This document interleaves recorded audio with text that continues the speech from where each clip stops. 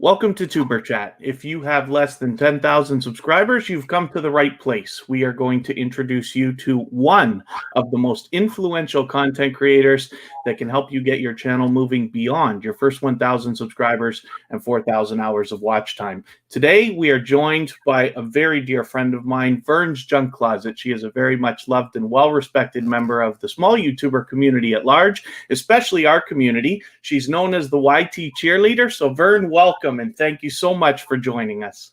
Woo! Everybody! Congratulate tuberchat on 100 episodes. Thank you very much. Yes. Thank you. We have a wonderfully loyal and dedicated community of supporters, friends, and family members who come through tuberchat occasionally. Some are here every episode. Some are here for months at a time. And I really do appreciate it. So thank you, everybody, for helping us out, helping us get to this point. I know a lot of people in the chat are already familiar with Vern's Junk Closet, but for those of you who are not yet, her link is in the description of this video, and Nightbot will drop it every 15 minutes or so that you can connect with her easily. But she is very knowledgeable in all things YouTube and enjoys sharing her knowledge in the same way that I try to do here at tuberchat. She's inspirational in the creation of everything that we do here. So I'm just going to take one quick second to welcome everybody. Aaron Hockey, thanks for coming in. As told by Tina, it's great to see you here. Black Brand Friday is always with us.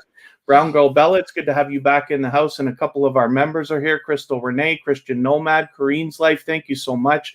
Christy Montero's in the house. Donut Toys and Games is with us. Gale Force Cat 5 is new to tuberchat, but they're back with us again. And Georgia Bulldogs is a long-standing member of the tuberchat family, as is Jaden Suh 28. Hakimations, Just Living Life, thanks for coming back in. My love, Kristen Welton and Kira, my BFF forever, are here. Life with Roseanne, Live to Eat. Mariska Van Bunderen is here. Mr. and Mrs. Annabalo are always with us. And Robin Mitchell's back. Shattered Souls in the house. It's great to have you here. And the Javier Lifestyle is in the house as well. Forgive me if I've missed anybody, but if you're active in the chat, we'll get around to everybody. So forgive me for the long introduction. Hi, everybody. Woo! They are awesome. Everyone is so creative and so intelligent on YouTube. A lot of the channels, I am so happy that everyone is going for their goal. I'm so happy for that. Very muchly so. You know, when I talk about the idea of Vern and I, who've become dear friends over the last year, she was inspirational in the creation of tuberchat. And the reason why is because she, first of all, always spreads positivity and optimism, but secondly, is always encouraging and motivating. So you have aspirations of becoming a motivational speaker. I just wonder what those aspirations include. Where do you see yourself, let's say 5 years from now, as far as a public speaker? I see myself with a book.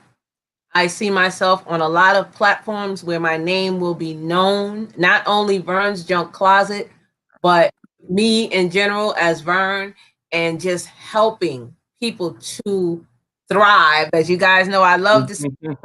Helping you to thrive, to meet your goal, to go forward with whatever you're trying to achieve, because I want to see everyone win.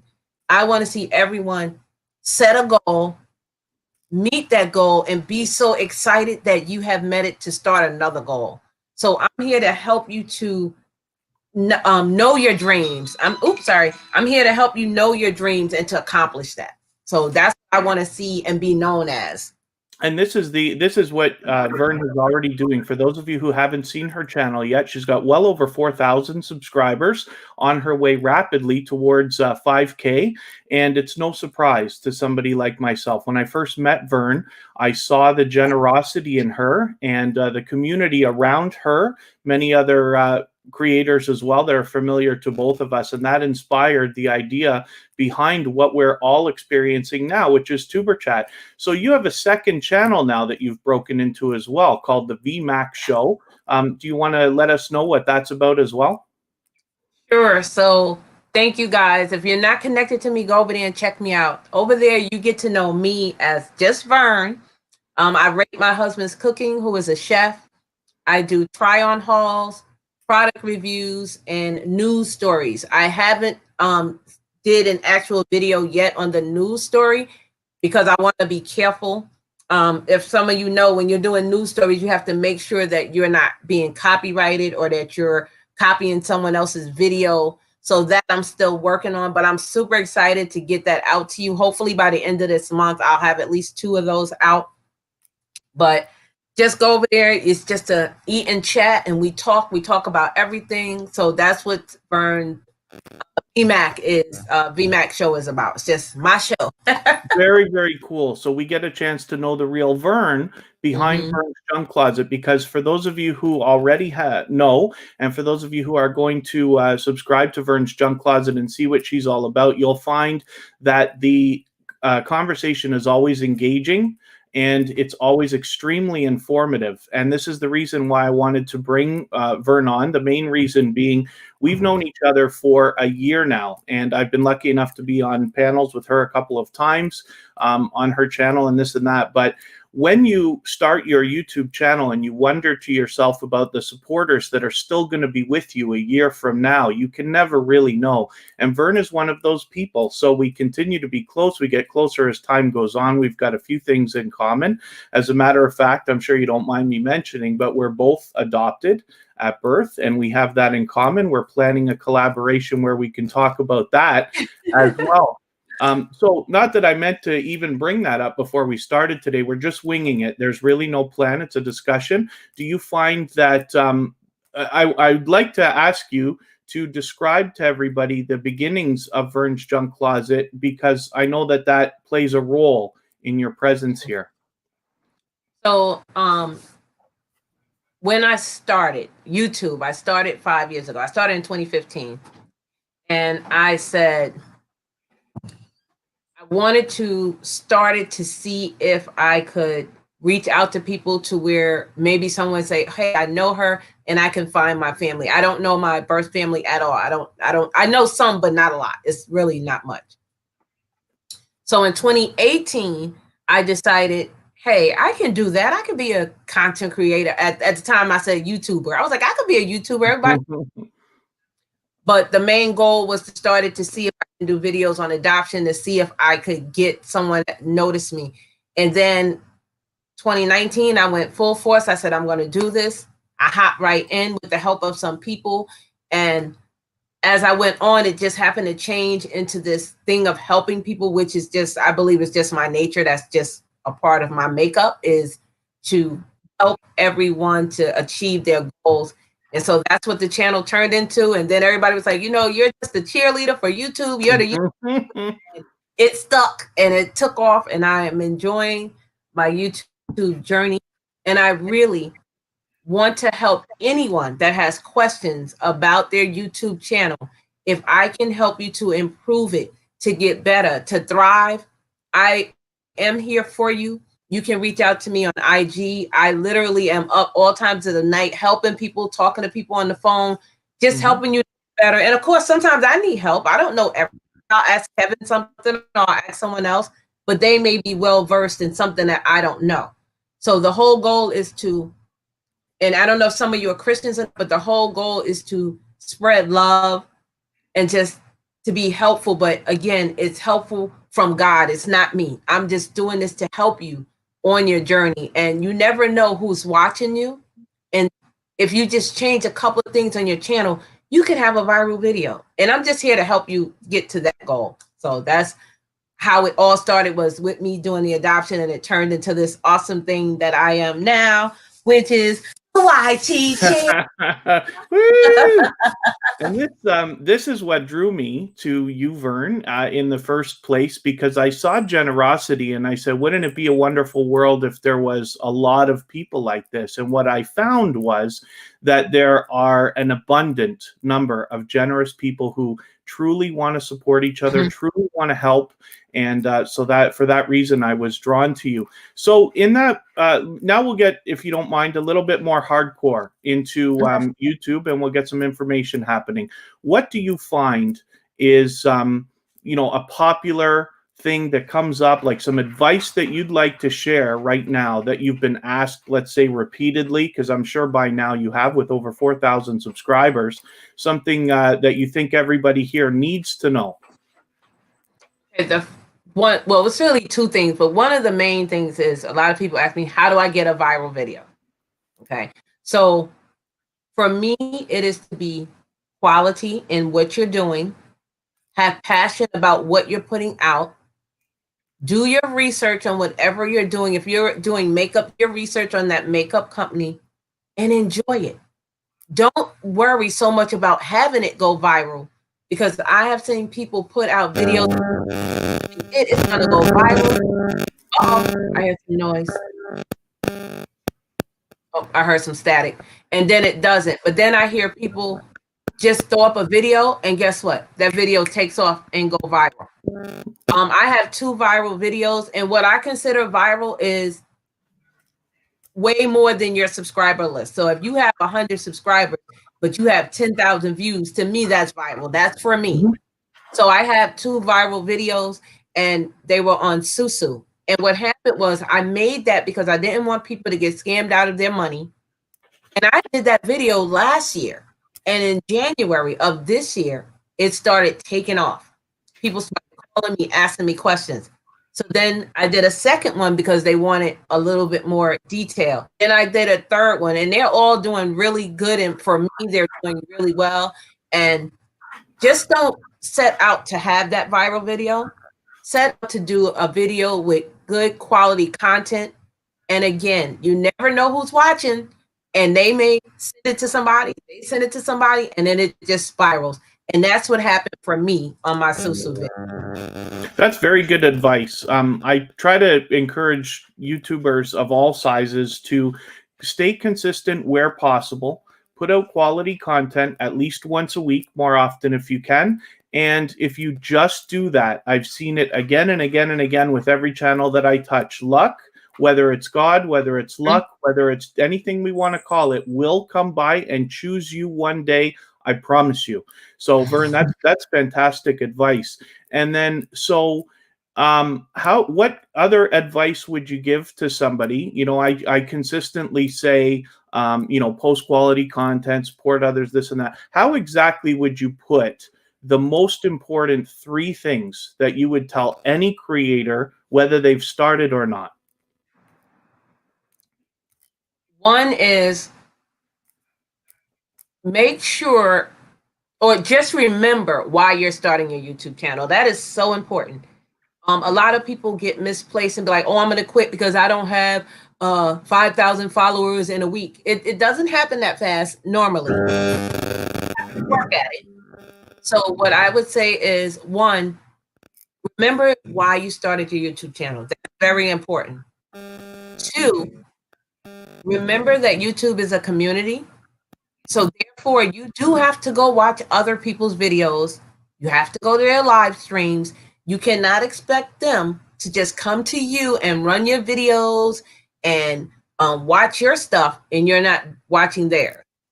So when you're watching it, make sure you're leaving a comment that refers to that video. Leave a comment, guys. A lot of people just go and like. No, you have to do 3 things. You have to, for me, I say let the video run for 30 seconds, then like it, subscribe to it, and leave a comment. Okay, so that's 2 things. First, you have to make sure that you like what you're doing. Why did you start your YouTube channel? You have to be interactive.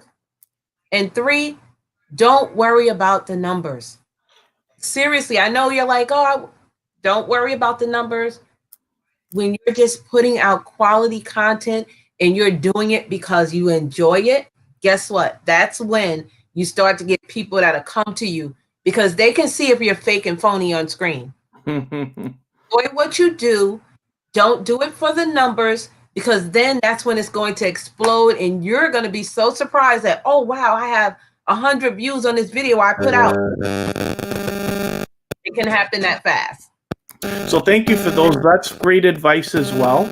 And then, yes, I'll say to people, like, you know, if we were to ask, how did we get to episode 100?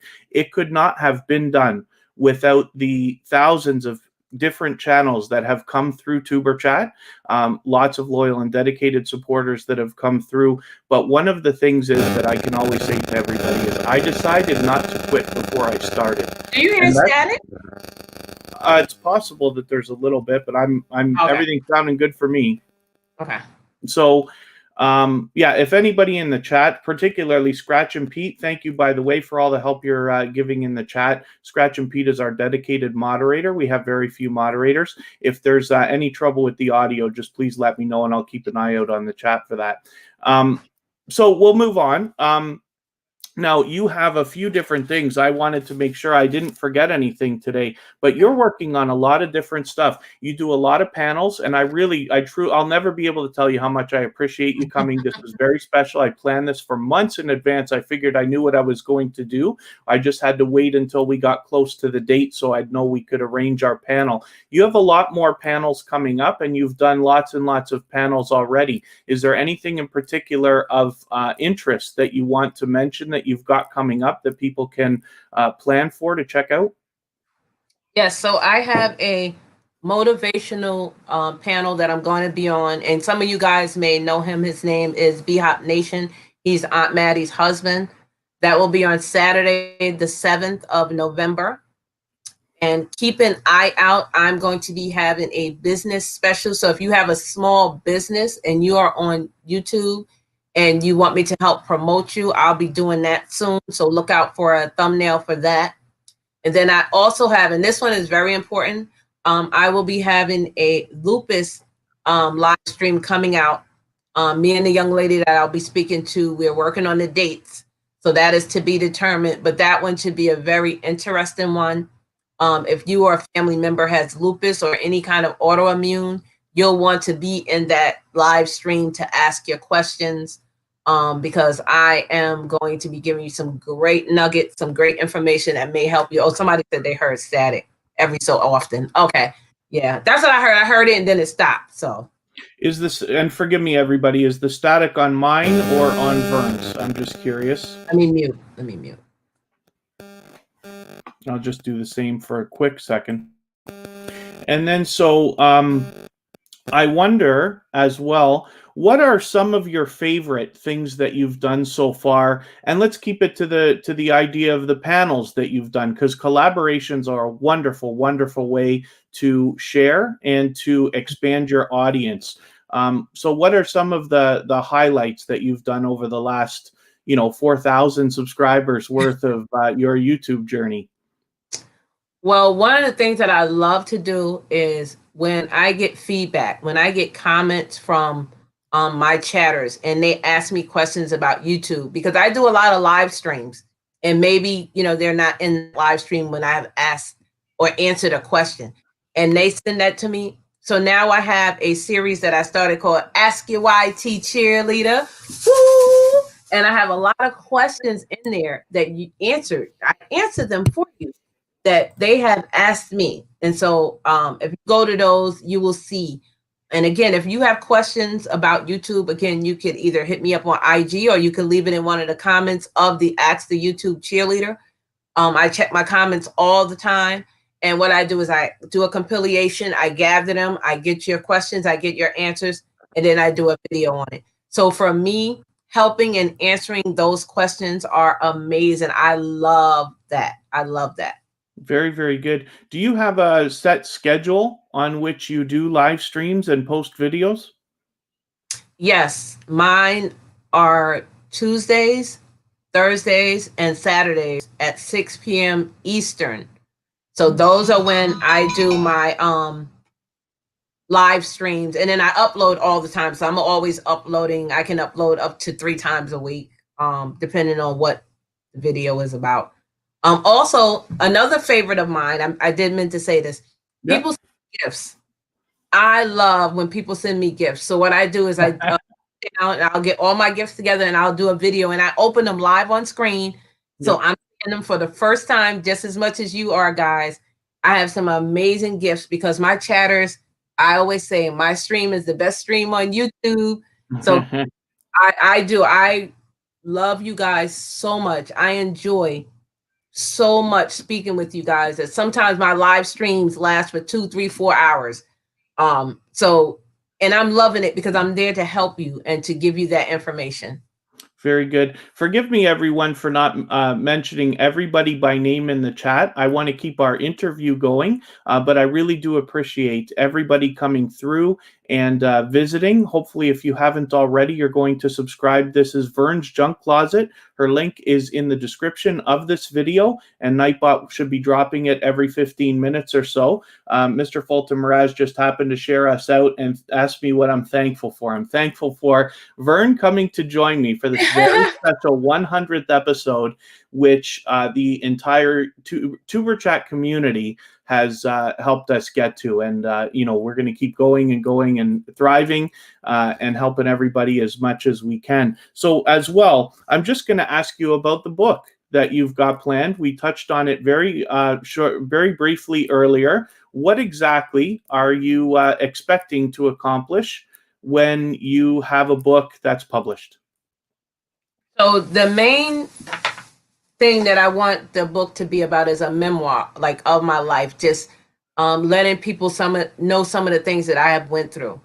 So being adopted is a journey. Oh, I don't want to cry, Kevin. Do I text me? Being adopted is a journey on its own. Yeah. And it's very emotional, depending on how far in life you have gotten over it or not. There are days where I still am like, what's going on? Why don't I know? I'm an adult. I should know. I literally know nothing about my birth family. So I want to start at being adopted at birth from a baby. And, my mom passed away giving birth to me. So that right there makes me feel like, did I kill her? And I know I shouldn't think that, but it's an emotional thing that I have. So just going through those emotions and then, going through life. And then I was a young widow. So I just wanted to be about my journey and just to put it out there because it could help someone else, literally help someone else. So that's the main reason I want to do the book, again, like a memoir. Very good. I'm sure you're going to inspire many, many more people than you already are on your journey right now. And again, thank you, everybody, for joining this episode 100. Yes. This is Vern's Junk Closet, and you can easily find her just either by searching for Vern's Junk Closet, or her link is in a description of this video, and Nightbot should be dropping it occasionally. So as well, your channel is doing spectacularly. And when YouTube changed things not too long ago and opened up memberships, you were able to get that right away. So you have memberships available. Do you want to talk a little bit about what you offer on your channel and the value that you provide for those memberships? Sure. And also, everyone, please, again, congratulate on this 100th episode. It's amazing. Let me see. I think everything is plugged in for me because I hear it a little bit. So I am a membership channel. I might have to switch to my phone, Kevin. I don't know. I think it's my understanding in the chat is that it's me that's giving the static, apparently. Yeah, they said it's on my end. I tried resetting my mic. I'm hoping that it worked and maybe it's a little bit better right now. Okay. But that's okay. So yes, I offer memberships. My channel is a lot of fun. Okay. So we talk about everything. We laugh, we joke over there. So with my memberships, you get 4 levels, actually. I'm sorry, I have 4 levels now. Depending on the level that you choose, you can get a discount on my merchandise, which is on my Spreadshirt shop, and it is on my About section on the banner. You can get shout outs in videos. You get shout out in the live streams. You get to use the badges and emojis throughout the streams when we're live. And also through premieres, you get to use your emojis.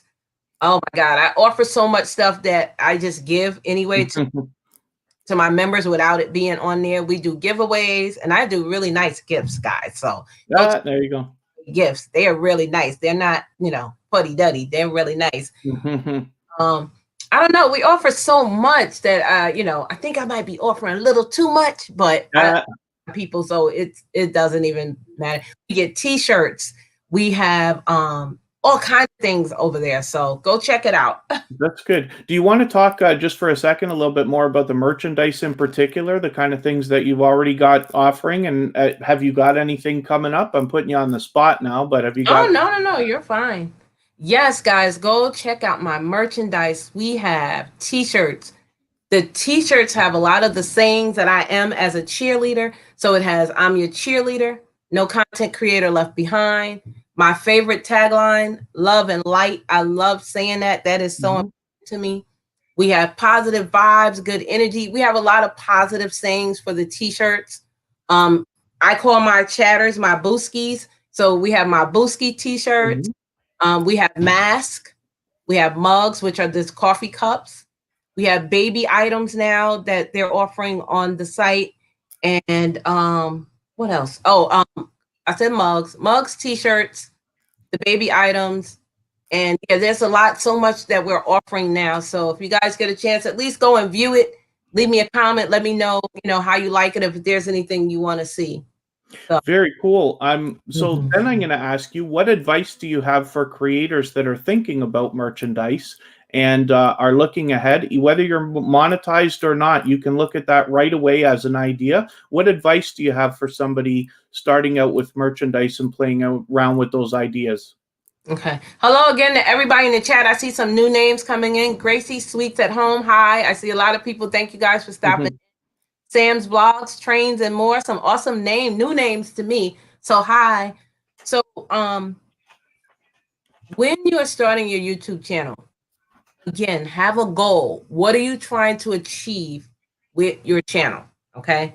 So once you have that figured out, and you figure you want brands to reach out to you, if you want affiliates or sponsorships or anything like that, start getting together little taglines that you use for yourself now. I don't care if you have 500 followers. I don't care if you have 700. I don't care if you have 200. If your goal is to have your YouTube channel be a business, start working on it now.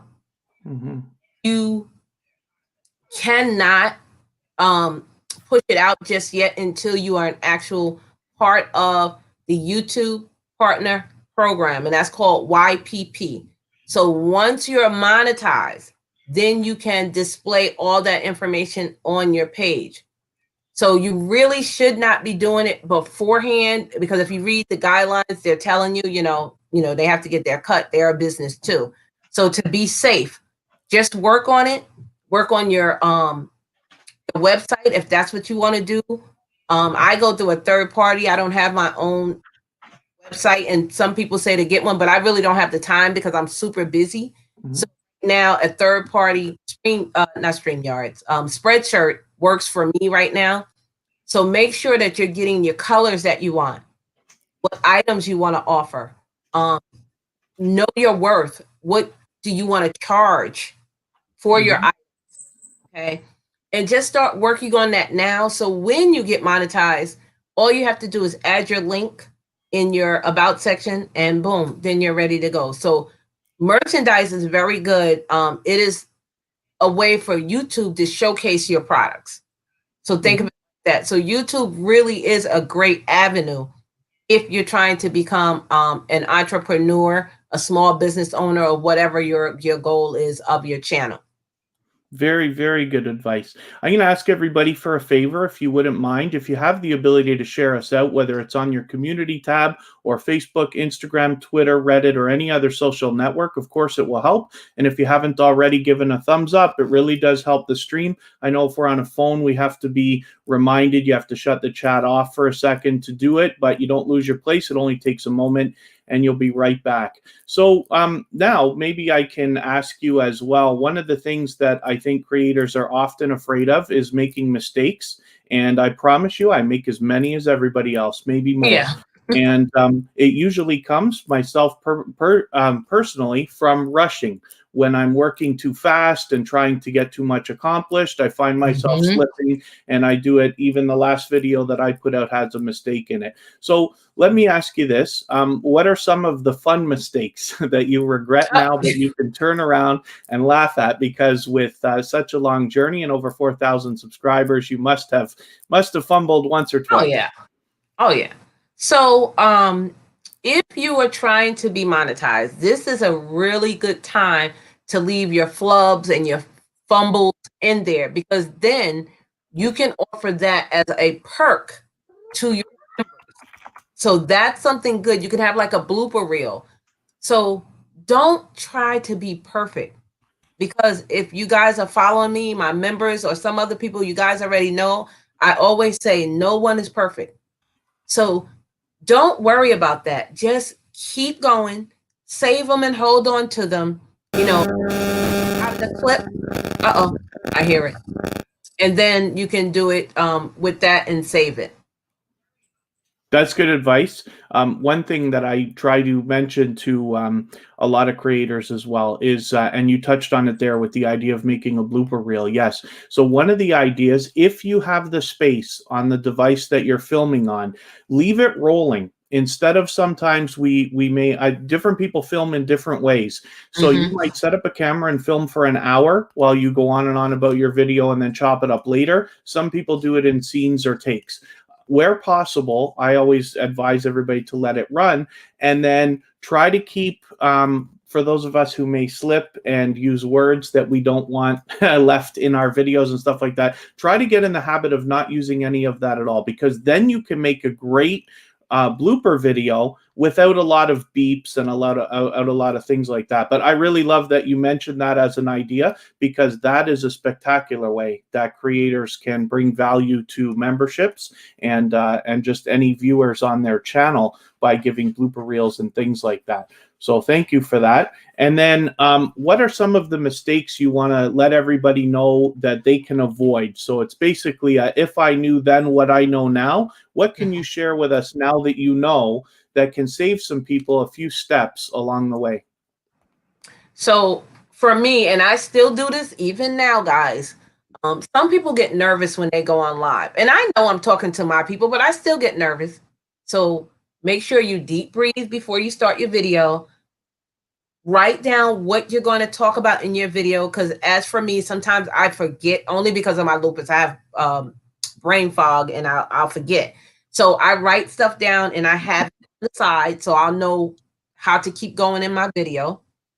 If you feel that you had the video, you can always start again. You know, don't worry about being perfect. But some other mistakes are, when I upload my video, I may forget to pin a comment. So what I write down 10 steps to do when I'm starting my video. So what I do, and this is for me, this is a tip for you guys, a nugget, get your pen and papers. What I do is I say, first I need to have a title. You can make sure you're researching what you want your title to say. Okay. So make sure you have your title, have your tags, you know, make sure you're having some tags in your video. Make sure you have a description. This is so important, guys. I hate to go to someone's video and then I go to their description and it has nothing about what the video is. Okay. I read descriptions. I read people's affiliate links or whatever they have that's in their description box. Fill that out. You get up to, I think, 5,000 characters. Fill it out. That's what it's there for. And your thumbnail. If you are a person that is not like savvy with equipment, download a third-party app that can help you with your thumbnails, like Thumbnail Maker, Canva, or whatever. There's a lot. You can Google what they are, but play around with those. So those 4 first tips are very, very important. So title, tags, thumbnails, and description. And then also, in the tags, in your description, there's a second box way at the bottom. You'll put in tags without the hashtag. You'll just type it in. Fill that out. Okay. Pinning comments to your video. This helps because you can pin a comment of another video that you have and say, hey, here's another video you may be interested in mine. You know why? That is going to keep them on your video longer. And that's what you want. You want eyes on your videos longer. So that's a tip. Make sure you're pinning your comments and adding another video of yours in that pinned comment section. Make sure you're adding end screens and end cards. Now, I don't do this for every video. So if some video is only 5 or 6 minutes, I'm not adding it. But if your video is 8 minutes or longer, make sure you're adding end cards and end screens. That also shows people you have more content and more ways for them to go to another video of yours. And yes, I still forget sometimes, and I'll have to go back and say, oh, I forgot to add that. I add music in my videos. YouTube has some great music, guys. They have a library for you to use. And then in there, it tells you if this music is copyrighted or not, or if you have to add the little message in there.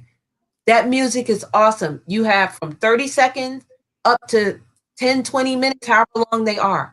So those are little tips, you know, that before you start your video, have it written down and say, okay, did I add this? Did I add this? Did I add this? That'll keep you from making so many mistakes. Of course, you may still make some, but this will help you. So Jolly Pasquale has a question. Do you mind taking that? Do tags really help your video get found in searches? How do you feel about that? I believe it does, especially if your video is a trend. Okay, so I'm just going to use mukbangers for instance, because there's a lot of mukbangers. So if you're doing a mukbang video, yeah, you should add the tag and whoever did that, whoever started the mukbang video. Yes, that can help you. I don't use 100 tags. I only use about 10 or 12 tags because the first 3 tags, get your pen and papers, guys. The first 3 are the ones that get your video out in the search engine optimizer. If you go to one of my videos or one of Kevin's, because I'm quite sure Kevin does it, if you look under the description, after you see the video, right before the title, in there you'll see blue lines, and it'll have the tag with the hashtag. Those 3 is what pushes your video out. Now, the other ones still help your video because if someone's looking for apples and you have apple in a tagline, that will actually pull up your video. So yes, I believe tags help, but then again, it's not for every video. Okay, and that's good advice. So thank you for that. I always advise, maximize tags. Always put at least something, and then there's lots of other information that can be sought out as far as tags and the help that they give. And this is the kind of stuff that Vern talks about on Vern's Junk Closet all the time. You can visit her anytime and ask these questions while she's live. And then of course at TuberChat we do the same. Chasing America is asking, aren't tags going away? They heard that they are. Have you heard anything like that, Vern? I have not. However, I could research that for you. I don't mind doing that. I have not heard that yet. I mean, YouTube changes so much, and sometimes they'll change things and you don't even know it. Like if some of you guys have been watching videos on a regular, did you notice the comment section has changed? It is no longer large like it was. Now it's really small, and you actually have to click the 3 dots to see the description. I think it's if you're on a phone. I didn't get an email or anything that Nah. The customization, they mentioned it, but if you are not familiar with YouTube analytics, get familiar with it because that helps you reading your YouTube studio because they changed the where the customization is now. They changed it where you put your picture. They changed it where you put your links. It's no longer on your about section. You actually have to go through your customization tag. So I don't remember them putting out no big thing. I just remember them saying it's changing. On your phone now, you can add your favorite channels on mobile. It used to be on YouTube on your main page to the right. Now when you flip it and you change it, it's on mobile. So yeah, there's a lot of changes. I just haven't heard anything about tags. That's not to say that they are not going away. I just haven't heard it yet. Have you heard it? No, nothing like that. I can't imagine that in full. I imagine they will change the systems over and over like they do right now, but I can't imagine tags themselves disappearing because the algorithm relies on them, as far as I understand, so much. But we'll have to wait and see. We'll have to hopefully keep in mind this kind of thing, and as we watch the notifications, the few notifications that do come through YouTube, we'll be able to stay on top of it. So thank you for mentioning analytics. It's the one thing that I like to harp on more than anything else. Not everybody is a nerd and a geek as I am and loves staring at numbers and charts. I love that stuff. And Vern, you have a financial background, so numbers are kind of your thing, right? But what can you tell us is like if you have a secret sauce or important things that you think people can benefit from within the analytics. Is there any magic that you see happening there, something somebody needs to really pay attention to? Yes. Again, if YouTube is your business and you're trying to make it a brand for yourself, you need to go in there and read those analytics. Those analytics are specific to your page. Like Kevin can't tell me my analytics because he can't see it. I can't tell Kevin his because he can't see it. But it's your page. When you're in your analytics, okay, so they give you a layout. It tells you about how many people are watching your video, how long they stayed watching your video, when they fell off. That is good information because that tells you if you should make another video the same, again, to get you that viral video. If they're saying, okay, there's 100 people that are watching your video in the beginning, and then it peaks off at 20 minutes or 10 minutes, then maybe there's something in that 10-minute section to keep those people engaged. It tells you where your video is most watched at, like what state and stuff like that. It tells you once you get monetized, it tells you how much you're making per video. You know, one video, your CPM might be higher than your RPM or vice versa. You know, all of this stuff is important to you because this is where YouTube is telling you, hey, this is how well your channel is doing. Very good, and thank you for that. I tell people all the time that we need to read our analytics, and there are some universal truths for all of us, but most of the things we have to do end up becoming independently related to each video that we're putting out in our individual channels. So Chasing America has a question as well. Can you please explain shorts? So have you started experimenting with that? And do you understand already what that kind of stuff is, Vern? I do. Have you looked at it yet? I haven't done it yet, but I believe I understand it. Yeah. Okay. So let me know your understanding first, and then I'll tell you about mine. My understanding is that if you make a video in a vertical format, not horizontal like we always do on YouTube, and then it's 60 seconds or less, and you put the hashtag shorts in the description or the title, you have a chance of being included in a section of YouTube. And while we all want to do the right things for our videos, there is a little bit of a winning the lottery aspect of it right now. The Hoops Family Network in the chat has a great story about a creator that went from 1,000 to 15,000 subscribers instantly by having a short video go over 1 million views. So that's my understanding so far, the long and short of that. Is there anything you can add to that or correct me on? Yes. So when the shorts came out, I say about 6 weeks or so ago, it wasn't here. It was only over in India. They were doing it as a test. And they released it to now in the United States over this way. It's over here. So it's a good and bad, of course, with anything. So the good is, yes, your video could possibly get seen by someone else and it shoots your video out. That doesn't mean it's with every short video you do. So remember, when you're doing it, do it for a purpose. Don't just put garbage out there because you want to have. Because I'm just saying it because if this is your page, you make sure that you're doing something that is in frame with what your page is about. So like, you're not going to do dog videos if you're talking about computers. Like, that doesn't make sense. Make sure the video matches what you're doing. And then the second thing about it is, if you are monetized, I don't believe shorts would really help you much because you don't get views or you don't get you can't get monetized with it. Like, it doesn't count toward your watch hours. Yes. Income, So, if you're not monetized, I mean, it's a good and bad of it, because if you have videos, then now you're going to have to make a playlist with just shorts. And think about it. Who's really going to go back and watch all these short videos for 60 seconds? I'm just saying, for me, I want to do one, but, I don't know. It's not something that I have to do tomorrow. If I get to it, just by golly wow, fine. But if not, but you know, hey, if it try it, you think it may work for you. This is what I tell everybody. Try it. Play around with your page. It may help you, it may not. If you try it and it's not helping your page or your content, don't do anymore. Mm-hmm.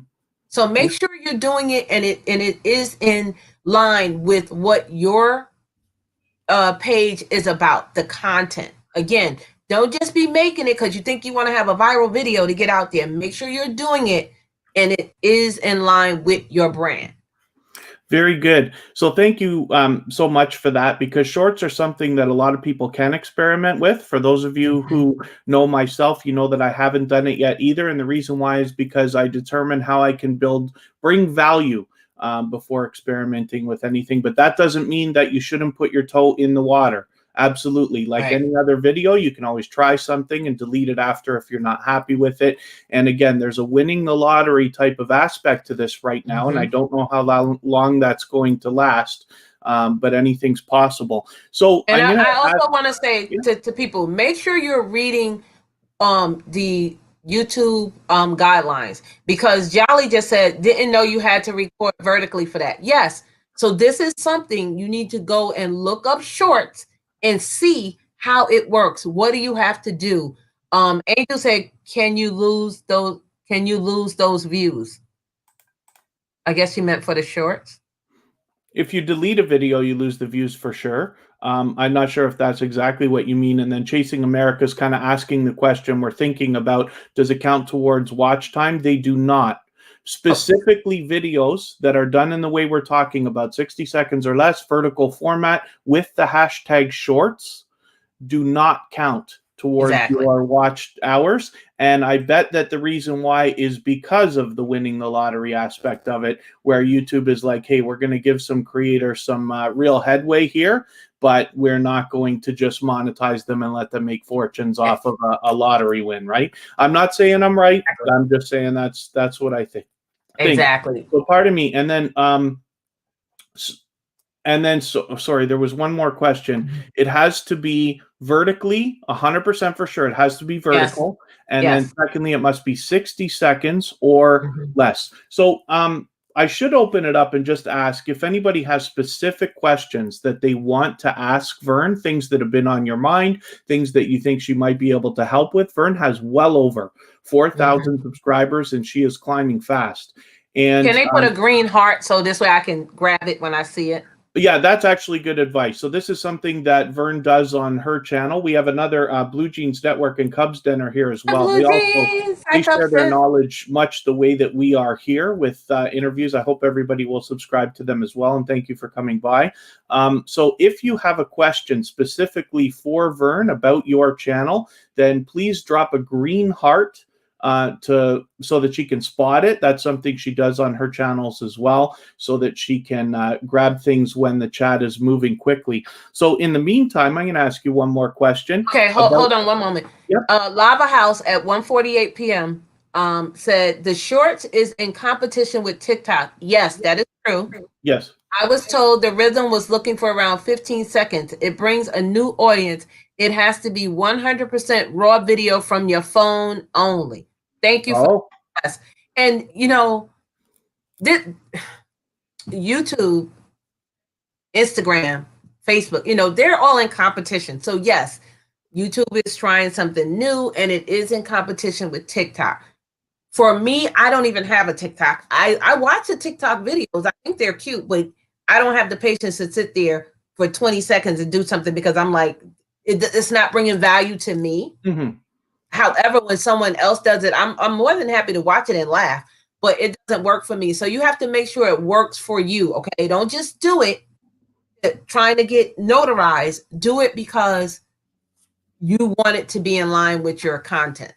That's great advice. So Lava House, thank you for adding that, because that's something that I didn't otherwise know. And then that brings the idea of how can we produce an over-the-top short video, because yes, it is in fact in competition with TikTok, because the future of TikTok is uncertain right now. So an idea, and I don't know whether this will work, maybe somebody or we can experiment with this, is by producing a video but then putting it on your phone via Dropbox or iCloud or something, some other method like that, and then uploading from your phone, I wonder if that's a way that we can get around that, just to polish them up a little bit. I'm going to experiment with it at some point, and then Hoops Family Network. If you edit, it doesn't recognize as shorts. Okay, so that makes sense. So I wonder if it's possible to do that as long as it's uploaded from the phone, but we'll have to experiment and get some ideas from people. So if anybody has questions specifically for Vern, then again, please drop a green heart, ask the question, and we'll try to watch for that. In the meantime, I want to ask you about affiliate programs. And the reason why is because while everybody's on their way towards monetization, a lot of channels in the house are already monetized, but affiliate programs allow you another couple of streams of income. And then as well, you can get that started even before you're monetized on YouTube. What advice do you have for people starting with their channel, starting out with affiliate programs?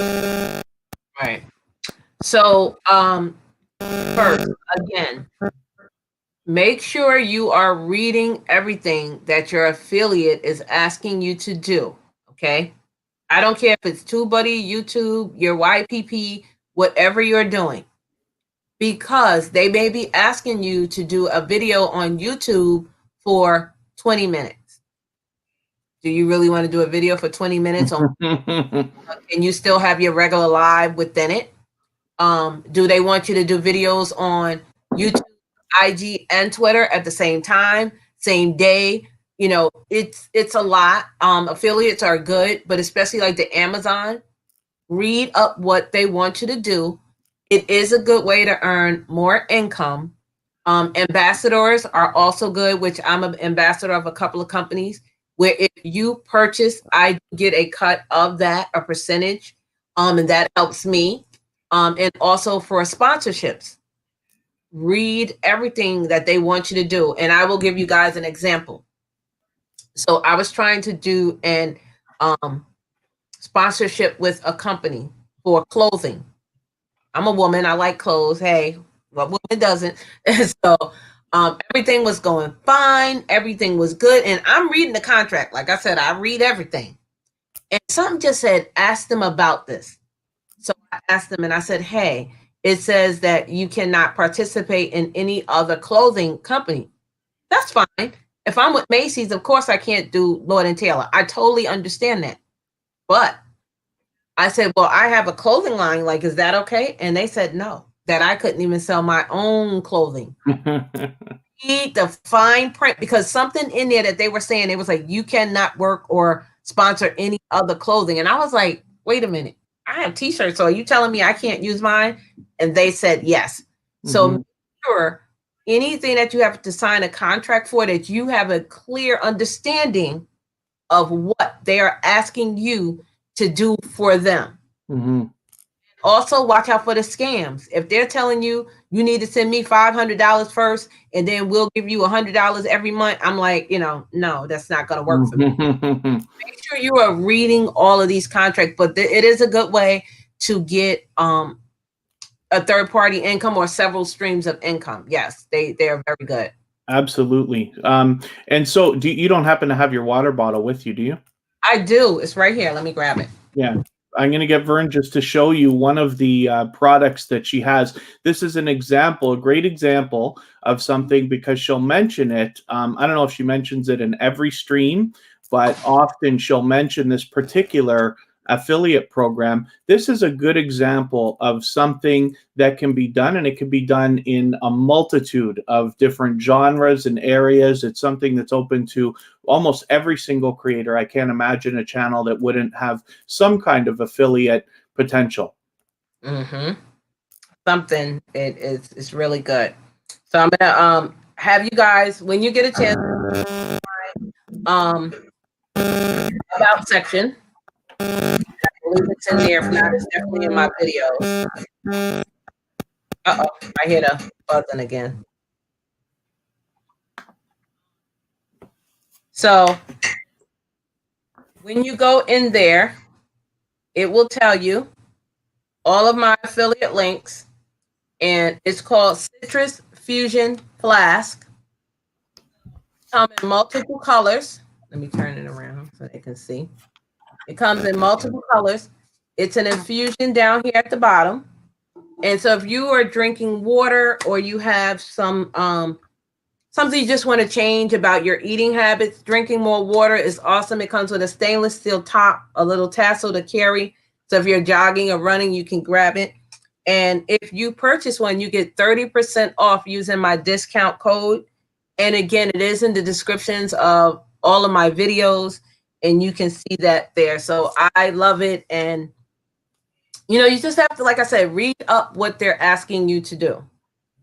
Right. So thank you for that, because really what I wanted to do was get you to show people how it's done. It's that easy to start getting this stuff happening, and you don't have to wait for companies to reach out to you. You can start hitting up companies right away. You know, you might get 100 no's, and eventually you get a yes. The yes feels good, and then again, just follow Vern's advice. Beware of the caveats that can come along. Make sure if there's fine print or contracts and stuff like that. I've been involved in a few sponsorships for a couple of clients' channels as well. And the biggest headache came when we started to try to get paid for a video, because then the demands really come. When you're simply doing product placement, you have a lot more control. But that's only in my own experience, and hopefully everybody will experiment with that kind of stuff as well. I'm going to just take a quick moment to ask everybody, first of all, thank you for coming and joining us for episode number 100. If you have the ability to share us out, whether it's on your community tab, if you have one, or Facebook, Twitter, Instagram, Reddit, or any other social network, of course, we'll appreciate it. It'll help us get found a little bit easier. And then if you haven't already, I'd love it if you give a thumbs up to the live stream. It really does help. And I know if you're on a phone, you have to shut the chat off to do it. Even I have to be reminded at times, but you don't lose your place, and it only takes a moment, and it really does help the stream. So I'll appreciate that. We're talking to Vern's Junk Closet today. Her link is in the description of this video, and it should be being dropped by Nightbot every 15 minutes or so. She is the YT cheerleader, and somebody who's become a dear friend, somebody I've been connected to for a solid year now. She has over 4,000 subscribers and is climbing fast. When I looked today, it was actually 4.27K. So you're actually well on the road to 5K. I know, I'm excited. And wish Kevin, guys, also his 100th episode. Thank you, everybody. I'm very, very excited. So we wanted to do something special. I'm hoping everybody's getting the value out of our live stream today that I was hoping. And if anybody has specific questions for Vern, I hope that you'll ask them in the chat here. Please drop a green heart. Green is Vern's favorite color. That's why we dressed up our live stream in green today. And then we will make sure that we grab your questions, and Vern will do the best. 40 in the chat. Woo! We're doing okay today. I'm going to backpedal a little bit here, because the Hoops Family Network just mentioned something about the shorts we were talking about, and I wanted to make sure that everybody was clear. So I was wrong in my assumption that we might be able to edit a video. Shorts must be made apparently with raw video from your phone. You can still plan, you can still do many takes and this and that. When you finally get what you're looking for, you can upload. But that's great news to know, because they have saved me personally a lot of time experimenting, and I appreciate that. I wanted to just say, Coach Sherry is not at 1K followers, and she has a sponsor. So it doesn't matter your number. If your content is good and a company is looking at you, they want you, they will offer that to you. But I also want to let you know, even though people are offering you sponsorships or affiliates or ambassadors, you don't have to take it if it's not in line with your channel. So an example is, and this company is still reaching out to me, Kevin. I have said this so many times. They're a toy company. I informed them I am not a children's channel. Please send me any more. Then they send me another one like the next day. Hey, so toys and children is not in line with my channel. So no, I declined them. So if someone is sending you something for perfume and you don't wear perfume or shampoo or soap, then you don't have to accept it just because they're offering it to you. And another thing, even if they're offering you $500 to drop one link during your stream, Read up what the company's core values are. Read up what that company is offering. If they're offering tires and you don't have a vehicle, in my opinion, why would you sponsor them? Like, you have to accept everything. So just be aware of when you're getting these. And again, do your research on them. Not all of them are legit. Okay. If they're sending you emails, like I said, and they're asking you to send them money, you might want to, step back and think, wait a minute, why are they asking me to send them money for their product? You want me to sponsor your product? You should be sending me the product for free and giving me money. You know what I'm saying? So make sure that you're paying attention to the sponsors and the affiliates, because that's very important. Absolutely. So thank you for that. Thank you for all this good advice. And then I apologize. I'm not welcoming every single person by name who's come into the chat today. We've got an extremely busy day. We're very much engaged in our interview with Vern's Junk Closet here, but I do appreciate all the kind messages, the congratulations and things that people have been saying. I'm sure everybody's excited that you're here. So I also, is there anything that I've missed so far that we wanted to talk about? We've talked about memberships. We've talked about your book that hopefully will not be too long. I know. Do you have a timeline for the book, by the way? No, just whenever. I mean, I've reached out to several people that are willing to help me, and I kind of want to do something specific. I want to do an audio book and little things like that. So we are just working out things behind the scenes, but no, I don't have a timeline. And I know I need to get on it and do it because a lot of people are asking me about it, but I want to make sure I'm doing it to benefit and that I'm getting it out in a way that's comfortable to me, not just because somebody wants it tomorrow. No, I'm not going to just put anything out there. I want it to be very detailed and things of that nature. I seen a question from Q and Nini Vlog said, I don't know how to reach out to companies we want to be sponsored. So I would suggest this, and this is very important, guys. Get your pen and papers. Start making a media sheet. Okay. I'm sorry, a media kit and a rate sheet. RATE. Start working on that. So when they come to you and ask you, you can say, okay, if I drop your link, it's $25. If I mention you in my live stream, it's $50. If you want me to have a picture of your logo on my screen, it's $200 or whatever your number is. Start working on that. Know your worth and go for it. Yes, I was going to say Angel had a question too. Angel Light of Reductors 33. What about video spamming? Now, forgive me, because I'm assuming that she asked that while we were talking about the shorts. Is that what... I wonder if she... do you understand the question, or should we get her to re-ask? I think she's meaning when people, after you upload a video and then you go to your comments and people are putting other videos that are leading to inappropriate content, or it's leading to a video where you say, if Angel put in her video and I click on it, when I click on it, it's telling me, oh, you have to pay $500 for this program. That's against the rules of YouTube. Okay. And make sure you're going back there and you're reading the guidelines. So yes, spamming is not allowed per YouTube, and you as the host can either delete their comment, you can report their comment, or you can block the person that is sending the comment on your entire page. You can, in your comment section, in your analytics, go into your comment section. And right now, and I do want to let you guys know, there has been a change. Okay, so it used to be public comments, comments held for review, and spam comments. One of them they removed, and they said it was at the bottom, but I have not seen it yet. So on my Vernes, I only have 2. On my VMAC, I still have 3. Yes. Now, for me, I have not heard anything from YouTube that said that was changing. I just went in one day, I had a blue thing, and it said, click this, and it was gone. So this is why it's very good to go in there and read your YouTube analytics channel, everything about your YouTube studio. You need to go in there and be looking at this. You can't break anything. And if you think something is wrong, you can always contact YouTube via Twitter if you're not monetized. And if you're monetized, you have a direct way of contacting them through either live chat or email. So with that said, yes, make sure you are reading your comments and you're going in there and seeing that. And then, so thank you for that, Vern. We're going to get to Angel Light Over Darkness, kind of clarifying. She's actually talking about chats and live streams. So forgive me, right before I get you to answer that, I'm just going to mention, so in the chat, everybody's free to connect the way that we always do here at TuberChat. Specifically, you visit a person's channel, watch a short video in full of at least a minute, hopefully 2, 3, 4, or 5 minutes, leave a genuine, meaningful comment, give a thumbs up, subscribe, and come back here to let them know that you've done that.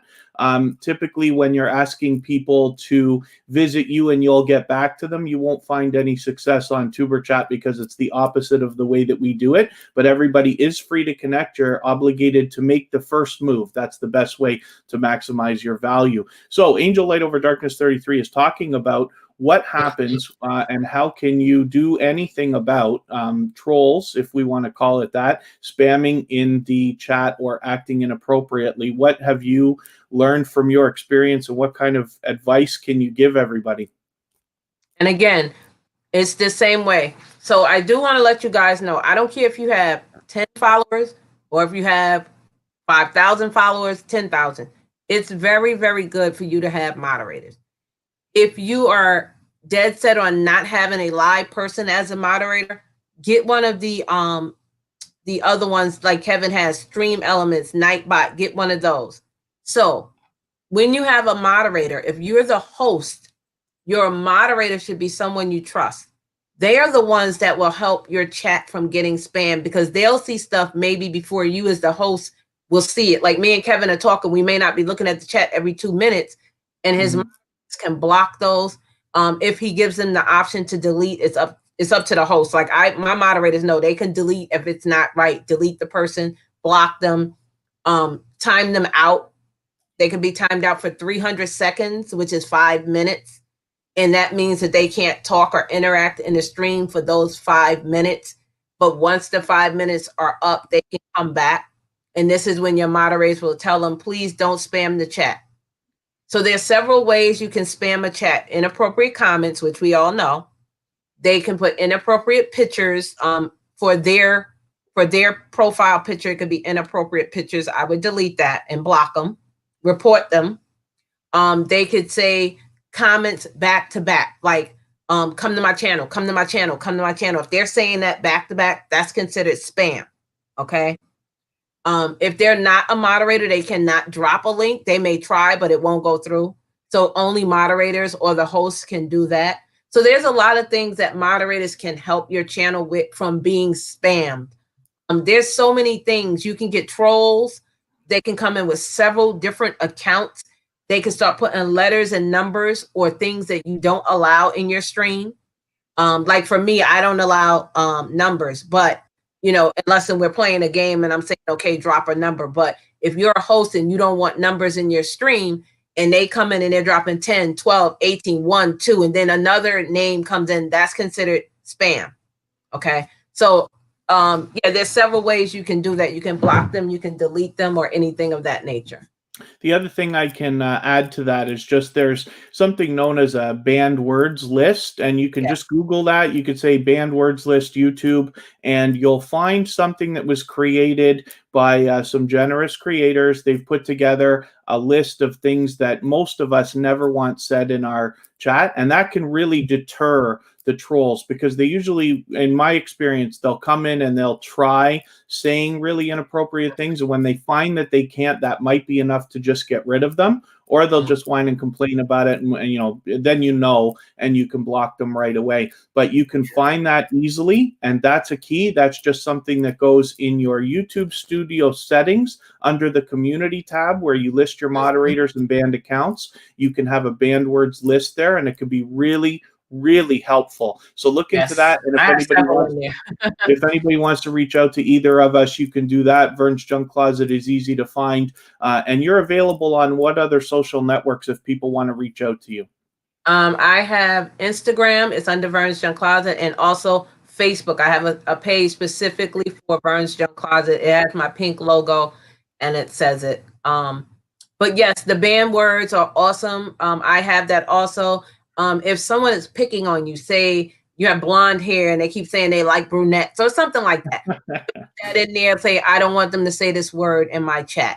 If you have a word like green, I don't want them to say green or whatever. Yes, you can put that in there, and that's very, very helpful. Very good. So Q and Nini Vlogs has another question, and we'll go back to the idea of sponsorships and things like that. I have my own products, but I need help. And how do I get people, help with people doing like a massive tax write-off for me so I can grow my business? Do you have any advice that you can offer along these lines, Vern? So first, if they're monetized, they can have the link on. Oh, can you put the question back up? I'm sorry, I was doing. They can put it up on their about section only if you're monetized. So that will help your products and keep people to notice. When you're going live, talk about it. Tell people, hey, I have t-shirts, I have cups. Please come over here, check out my products. You know, if you get membership, maybe you can offer one for free and then they can get the next one half price. And then it says, how do I get help with people doing a massive tax write-off from me so I can grow? So that you would look up the taxes in your state, because I'm not a tax professional now. I just work in finance. So I don't want to give you the wrong information, but you can look that up per your state to see what is offered for you for a tax write-off to grow your business. You can use your YouTube as a tax write-off. And this is very important, and I'm glad they brought this up. If you are monetized, anything over $600, you have to pay taxes on. YouTube doesn't take the tax out for it. You have to pay taxes on it. If you are a business and your channel is a brand, you can write that off as your business tax credit and not put it on your personal tax. So if you have a PO box, you can write that off. If you have the t-shirt company, you can write that off because it's part of your YouTube brand. Or whatever you're doing, your space where you have a studio at home, the lighting, you can write some of that on tax write-off. So that can help you, Q and Nini. Very good. And then, yeah, I'll back up Vern and say, please, if you're taking this very, very seriously, consult a tax professional of some sort, just to make sure, because we are all under the gun when it comes to taxes for our YouTube income in many different ways. And the same could be about affiliates and things like that. You got to really watch. So thank you for that. Jaden Suh is just asking a quick question. What are spamming comments? And I would consider that basically, anything that has nothing to do with YouTube or the video on which the comment was left. Yeah. And you can also look in your comment section under likely spam in there. If you see it in there per YouTube, it's considered spam to them. Now, sometimes you'll get in there and someone might say, hi, have a great day, and it might be in there. Well, and I know that that's not spam. I would accept it. But if it's a bunch of emojis, several emojis, okay? So if they have 10, 12, 15 emojis, that's considered spam according to YouTube. Right. Network said, so you never have to pay a sponsor for a product? It depends. It depends. They may say, you buy 2 t-shirts the first time, we give you a 70% discount. Anything after that is free to you, or you get a 70% discount on, and then your members get 30%. So it depends on the product of what it is. As long as they're offering you something back, I would say it's kind of legit. But if they're telling you, you need to send me $200 to list my name on, I would double check. So yeah, please beware when we're talking about anything to do financially of scandals that are out there. Now, there are some legitimate things out there that may come off as a scam in the beginning, and I'd always please advise everybody to err on the side of safety. However, I have been involved in sponsorship deals where a company has insisted you must buy the product and we will PayPal you back the money because they need to I haven't done it personally, but a client has done it and it worked out just fine a couple of different times with a couple of different companies. But please beware. If you're unsure, ask as many people as you want. Business Basics with Mr. Long is kind of reaching out, letting people know that they have a little bit of a background in this area. There's somebody that can be reached out to. And then again, when it comes to anything financial, please consult a financial professional on top of the idea that you can reach out to us for basic questions and things like that. And then Gary said your phone bill too. Yeah, you can write that off if you use it for your business. Yeah. Many different things. Per state, please look up per state. Contact a financial person, tax person. They can give you way more information than we can in just these little 2 hours. Because there could be things that they say you can write off that we don't know, or that you can't, that we're telling you can. So do your research, guys, please. Not to mention, so for instance, I'm in Canada. Vern's Junk Closet is in the United States, but we all have followers from all over the world, and not only in different countries, but in different states, and maybe even in different municipalities. The rules and laws can be different. So Mr. and Mrs. Anabalo are extremely supportive of TuberChat. Thank you very much for your super chat. Yes. I really do appreciate that. And thank you so much for everything that you both do for awesome. TuberChat. So again, I'll just reach out to everybody. If you have questions that you'd like answered regarding YouTube or your particular channel, ideas that have been in your mind, then please leave a green heart in the chat and then ask your question. And we'll get Vern to give us her best advice regarding anything that you'd like to know. And then, so Vern, what other advice can you offer for anybody that's, you know, starting their channels or running their channels, things that you've learned in your journey towards what now is on the road to 5,000 subscribers? Yay! Before I answer that, Business Basics with Mr. Long said, I graduated with an accounting degree. There are many deductions such as home office expenses, telephone rent, and other. Yes. There are so many, but again, please check with your state because everyone is different. I'm in New York, he's in Canada, so it's totally different. If you are check your mic. Oh, okay. Is my my mic not wanting to work properly? Hopefully we're okay. We'll try. Cozy Relaxation has another question. Sorry, I'll cut off. I asked you for advice, but we'll take a look. I'll come back to that because I do have some great things. Okay. What happens after you got products and you don't like it, and you don't want to review on YouTube, and they keep asking you because you've received the product? This is a headache that I don't wish on anybody. No. So first, read your contract. If they are saying we're sending you this bicycle to review, but you have to say you like it.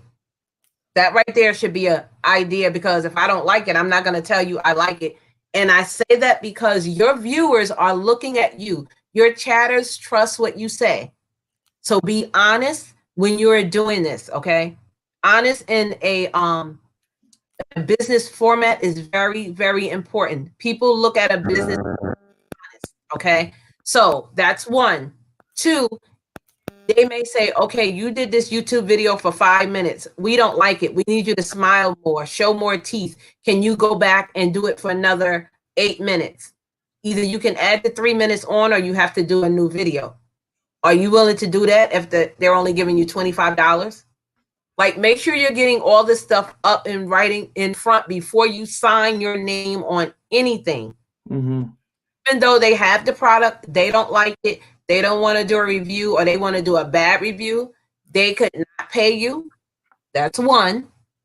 Now you're left with a defective product, and they may say you still need to do that review. So make sure, guys, you're reading everything first. So Cozy Relaxation, I would reach out to a manager and I would talk to them and just explain to them, you know, what's going on with it. I don't know what you suggest, Kevin. Yeah, well, you have to be in contact with the company and figure out what they want to do. You know, if they want it back or whatever. I just, because of what Cozy Relaxation is mentioning right now, it gives all the more important idea for everybody else to please beware. Pardon me, not to mention, if a company reaches out to you for a sponsorship, they have likely reached out to other creators before you. You can go on YouTube, you can look for other reviews, and you can see an idea about what you might be getting into before it happens. So that's the only other advice I can advise when you get into a situation with a company and then have to have to get out of it, that can be tricky. Thank you, Kareen's Life. You might have answered the problem about the phone. I had the phone sitting right beside the mic, so maybe that's it. So I threw it away, and we'll see if that solves our problem. So thank you for that. Vern, I did ask you for advice, and I did have one more. I thought there was one more thing in the chat that I mentioned. Q and Nini Vlogs mentioned something, but we'll get to that in a quick second. What advice were you going to give us for anybody running or starting their channel based on just your own experience over the last long while you're on your journey again, well over 4,000 subscribers? So excited.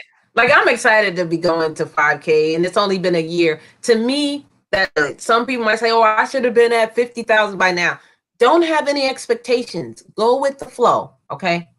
Because we don't know what's going to happen tomorrow. You may wake up tomorrow and have another 1,000 followers. So when you're first starting out, this is a very good tip that I tell all my new content creators, because I don't like to call you guys YouTubers. I like to call you content creators. When you are at your 100 followers, give it a week to make sure you're still at that 100 number. Go and make your customized URL. That helps other content creators that are monetized find you faster.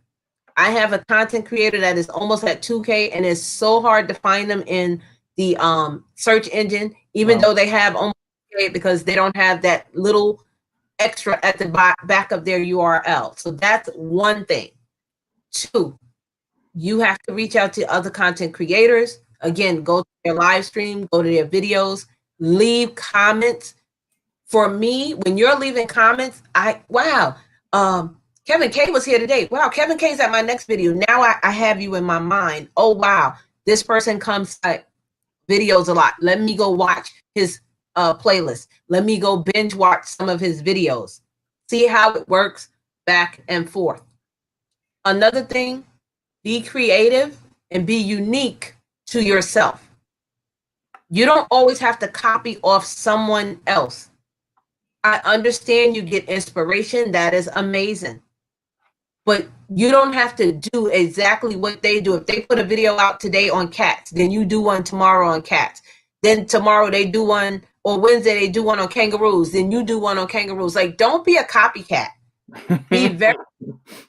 Be creative to what your content is about. Stay in your lane is what I want to say. Yeah, okay? Absolutely. Saying, and it's no offense, but it's mind your business. Not mind your business in a negative way. But if YouTube is your business, make sure you are doing everything to make your business thrive. And don't worry about what Kevin and Vern is doing over there. You do what makes your page different and unique, because that is how you may get that viral video. You never know. So those are like some of the top tips.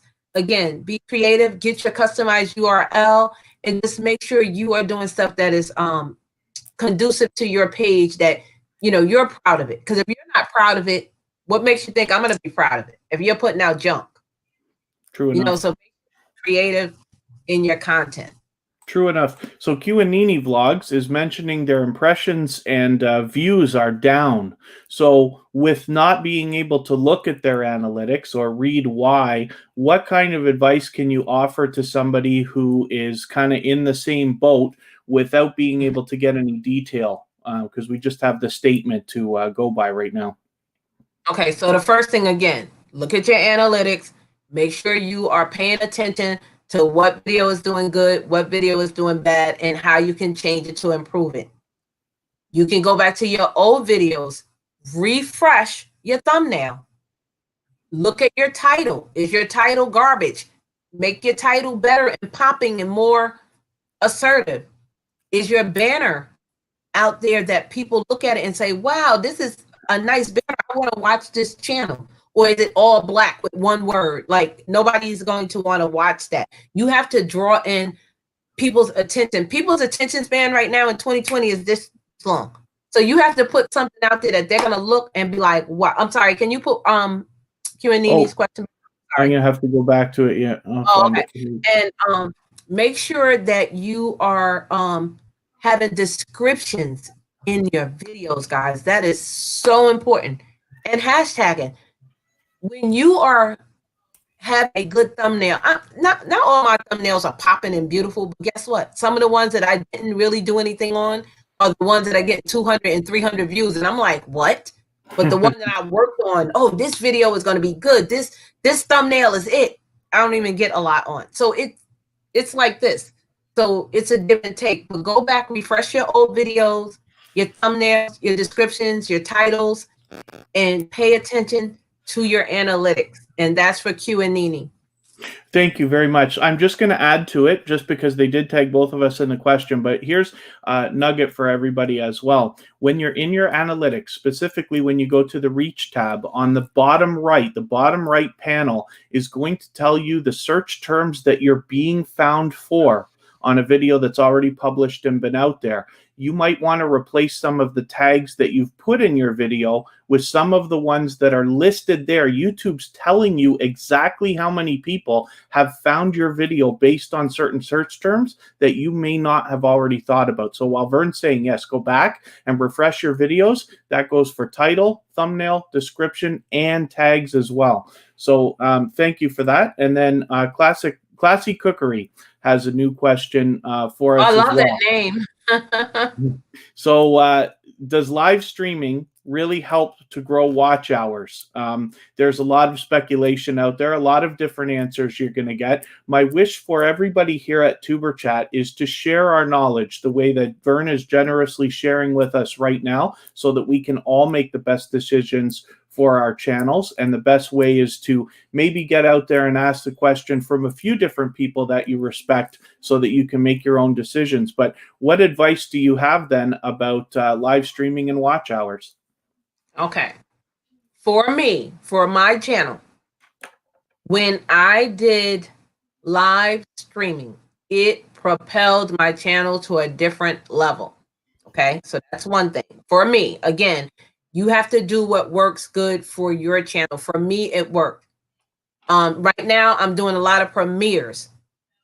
Uploading a video is good. If you don't have the time and you just have to upload it, then do it. But if you can schedule a time to do a premiere, premieres also help you to gain watch hours, and people are there at that time in your stream when you're doing that premiere. And when you're going live, yes, you get more watch hours. Now, make sure you are promoting your videos, guys. If you don't promote it and you're only putting it on your community tab, that is the only going to see it, the YouTube community. Well, your IG community may be different. Your Facebook community, your Twitter, your LinkedIn, your Snapchat, all of those, you should be putting out a link and saying, hey, I'm going live at 2 p.m. on Tuesday.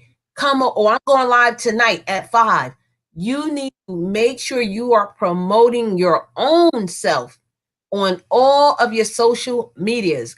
Each social media has different people that are in there that want to see something different. You may get a viewer. You may get a chatter from your Instagram. You may get a chatter from your Twitter. So if you don't promote yourself, this is not going to help you. But yes, promoting your content, doing live streaming, and showing up. Be in the stream. When you say, I'm going live at 5, don't have the people sitting there waiting for you 15, 20 minutes. Because guess what? They leave. If you say you're going live at 2:30, you should be there 15 minutes before, testing your audio, testing your mic, making sure your screen is good, making sure your connection is good. And then when you're ready to go live, do the little 30-second commercial. If you have StreamYards, boom, you are there. You are excited to be there. Don't be on your stream. Hi, guys. How you doing? Welcome here. You gotta be excited, because how you want me to be excited? So some kind of happiness about yourself. So that's my take on it, Kevin. What do you say? Yeah, no, well, as far as the specifics of does it help watch hours? Yes, I can let you know that several months ago when I was watching so closely to see the estimations of monetization and things like that, if TuberChat would have, let's say, 70 people come through a live stream with a concurrent viewer average of about 20 to 25 viewers on a 2-hour live stream, we would get about 50 to 75 watch hours just when the live stream ran. Now, I'm lucky because by that time, after 3 or 4 months, of course, tuberchat's busy enough, and now like the watch time just through the roof, right? But it really can help. And I like what you added about premieres, because the idea is, let's say you have a 10-minute video and you publish that 10-minute video. If you do a premiere and you have a few true friends there supporting you, watching and this and that, let alone the watch hours, how many views will you have in the first 10 minutes compared to if you had just published the video? So that's a reason why premieres can be a great idea. And again, just please read your analytics, because there's a big difference in what time you should be posting your videos. For most people, I think 9 a.m. is probably a good target. And I'm just saying that's what I think as an average from what I've seen. You really need to read the analytics and check out your individual circumstances. But then as well, the best time to live stream is very different than the best time to post. And you might find yourself at noon or halfway through the afternoon doing better with a live stream, and for some people at night as well. I wanted to... It gives you a schedule, a little calendar in there, and it tells you this is the time your viewers are active. Likely, most likely, definitely, it tells you, and it goes from, I think, a light purple to a dark purple. Yes. And it tells you, and that is reading your analytics, guys. That is helping you to know how your page is doing. You'll be surprised. Some creators, even over 1,000 subscribers, have had that disappear. So it comes and goes. But as your channel grows and gets more solid, YouTube will add that feature into your analytics. And the good news is that TubeBuddy has now added a feature where they clearly just spell it out for you. So you, even though the graph is fairly easy to read, they give you like no question. So I always leave a link to TubeBuddy in the description of every tuberchat video. Of course, it's an affiliate link, but it's there if you want to experiment with that as well. So Angel, how much does TubeBuddy cost? Forgive me for not being certain, because I'm in Canada. I believe that so here's what I think it costs: between $10 and $15 a month for the first level of Pro, which is what I have.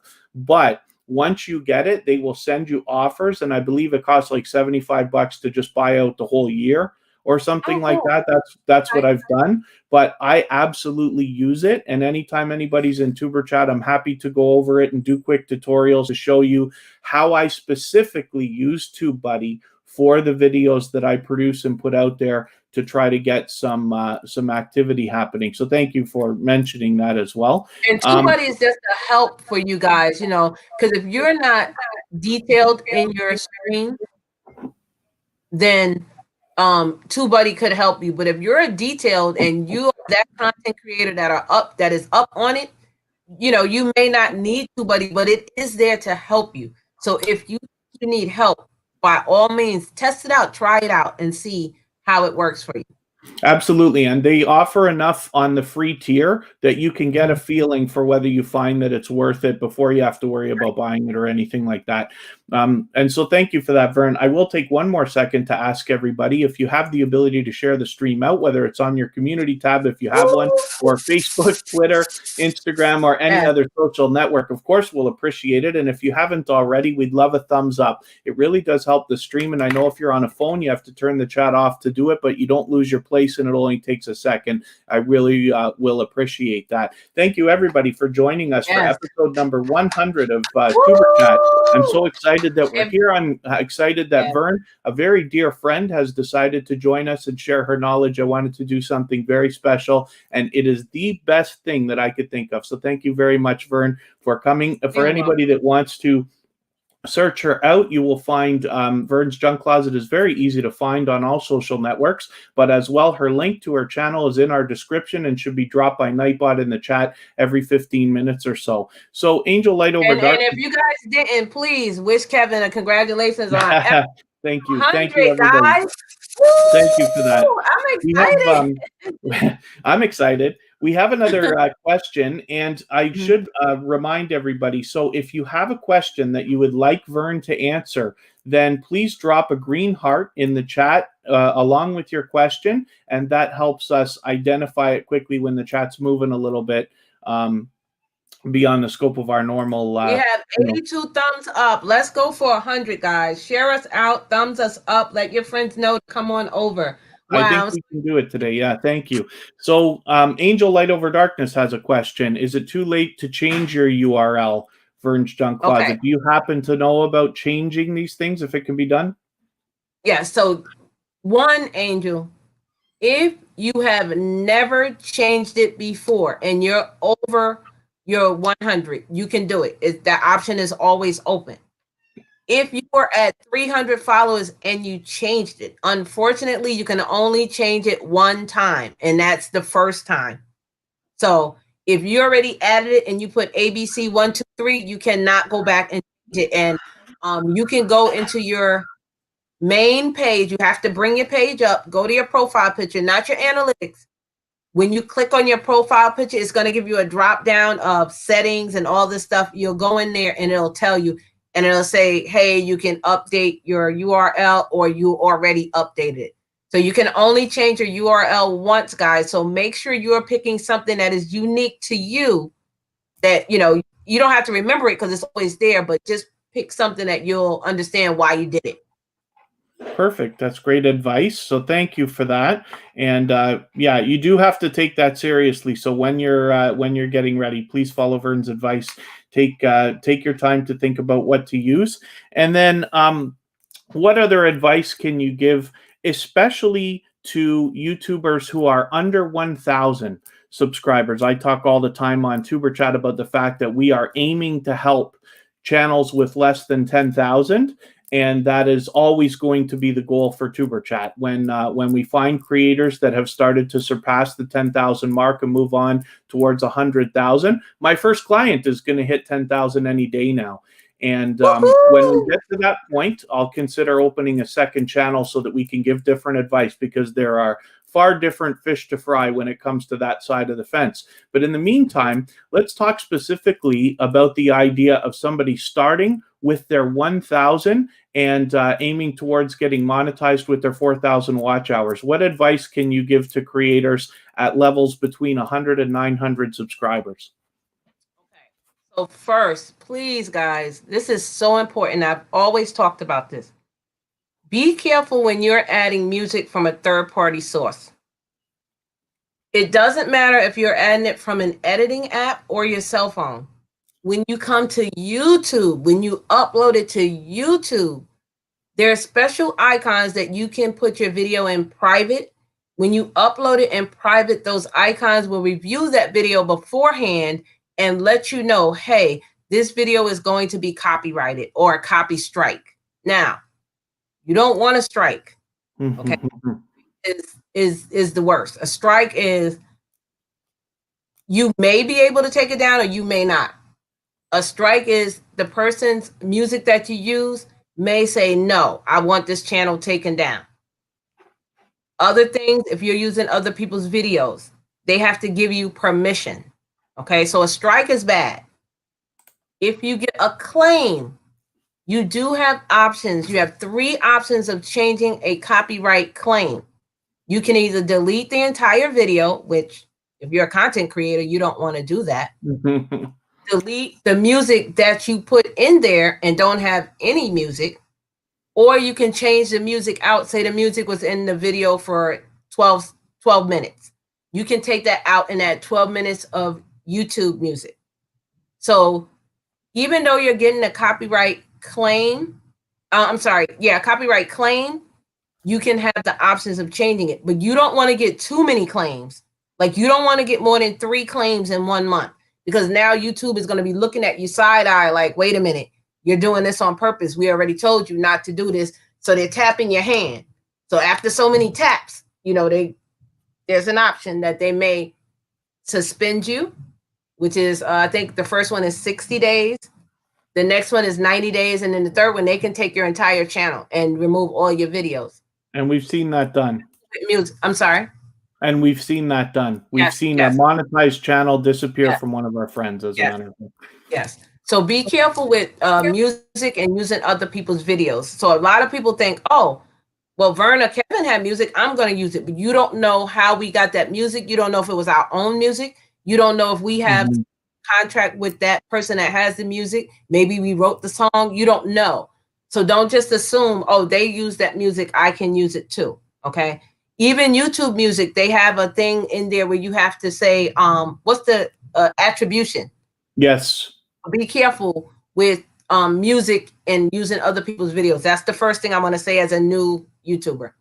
The second, again, make sure you're putting out content that a company would want to sponsor your page. I'm not saying you can't swear. I'm not saying you can't. They say you can do it. However, when you go to get monetized, that's when you're going to get hit with the, no, your channel is inappropriate. We can't monetize you. So, do your due diligence before you get there. Read up on what YouTube expects of you. Okay. So after you do get monetized, you have to, again, sign the YPP contract, which is a YouTube partner program. And you also have to get your AdSense. Now, this is important. If you had a YouTube channel, say 6 years ago, and you signed up for AdSense, that is the AdSense that you need to use. You cannot use a new AdSense. Your monetization will get denied. So make sure, if you've never had an AdSense, then you're good to go. But if you did have one, you need to go back and find that AdSense. If you can't find it, go back in your emails and type in AdSense in the email that you use.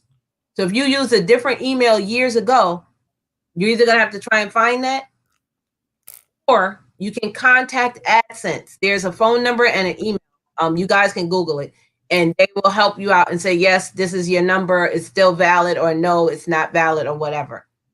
So do your due diligence before you're getting monetized. And again, just make sure you're uploading 2 to 3 times a week. You're doing premieres or going live. You are connecting with other content creators the right way. The right way. Okay, the right way is you watch the video in full. If they're a monetized channel, watch their ads. I say wait 30 seconds and then like the video, subscribe to it, and leave a comment. Okay, so doing this will help you gain followers and things of that nature. So that's what I want to say for new content creators. Very good. Thank you so much for that. I've heard you mention that when a creator gets around the 500 subscriber mark, they need to start working on their watch hours if they haven't been doing it already, because what we don't want to see is for you to go through all the work to get your 1,000 subscribers and have to wait sometimes weeks or even months to get monetized. We see channels getting monetized all around us. For 99% of the channels who've been in our chat today, they've got monetization on their mind. So what can you tell us about swapping playlists? Because I do a lot of that now on tuberchat. What can you tell us are some just some experiences that you've had with doing this or advising people on the idea of swapping playlists? I would say make sure you're being honest. If you say you're going to run someone's playlist, please run it. We're all adults. We're over 21. Some people will say they want proof that you ran their playlist. So, you'll have to either have an IG or get an IG and do a video and send it to them. It depends on who they are. But if you say you're going to do it. Make sure that you're asking them how many videos they have in their playlist. Now, for me, I don't run more than 20 hours. Okay. I will run your video if you're very, very close to being monetized, but I'm not running 700 videos in one playlist. I am not just telling you, I'm being honest. And I tell people that I say, break your playlist down to 50 to 70 videos. Okay. So if you have 200 videos in one and 500 in the other, I'm just going to be honest with you. Nobody's going to run that. So make it something that is smaller, where people will say, oh, let me run your playlist, Kevin. You got 60 videos in here. This is good.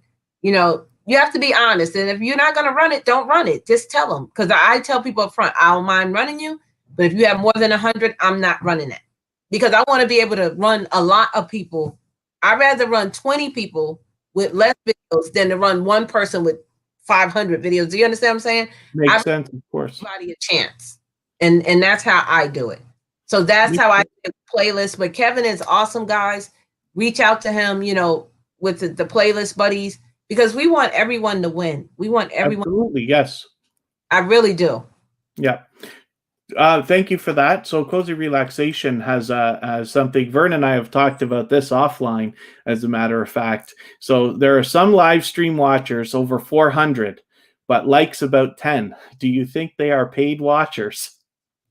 Okay. I'm not understanding. Say that again. So they're live stream. What Cozy Relaxation is talking about is when you watch a live stream, it shows there's 400 people watching, but when you look at the likes, you'll see only about like 10 thumbs up. Or what I tell people often when you're on a live stream is when you see a high number of viewers, hundreds, then you want to look in the participant list, which you can get by clicking the three dots on your chat, and see if there are just usually 10 or 15 people in the chat, which you'll find. What are your thoughts about that? Okay, so there's a couple of things with this, and this also ties into the YouTube purpose. Now, listen to what I'm saying.